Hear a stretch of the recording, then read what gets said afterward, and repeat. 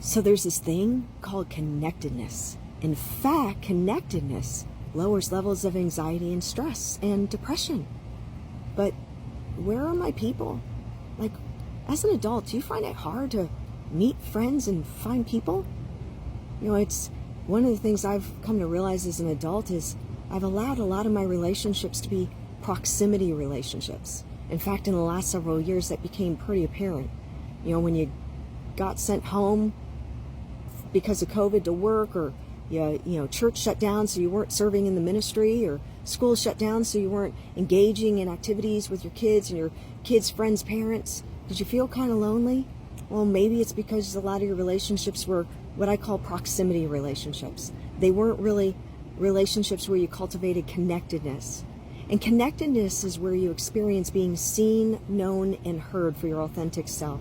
A place where you exchange mutual respect, where you build trust, and whereby you also find that you're able to be vulnerable with one another, where you can celebrate those things in life together, the victories, and you also stand by each other in the difficult times.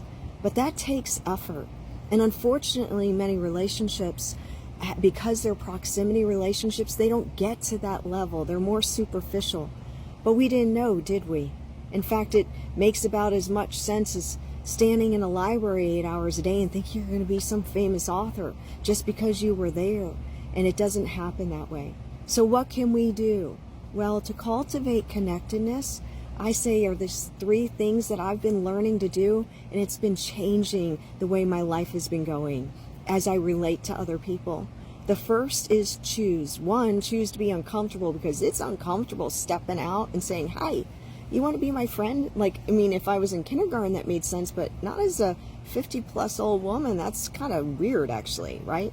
But not only that, choose to be intentional and find those people that you're going to take initiative with. And then the next part is invite.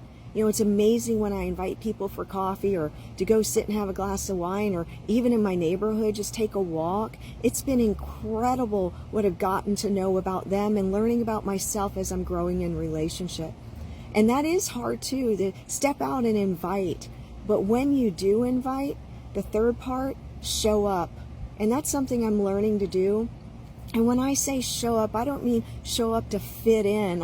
I'm getting to a place in my life that if you gotta like me for who I am, right? And I want to bring my authentic self.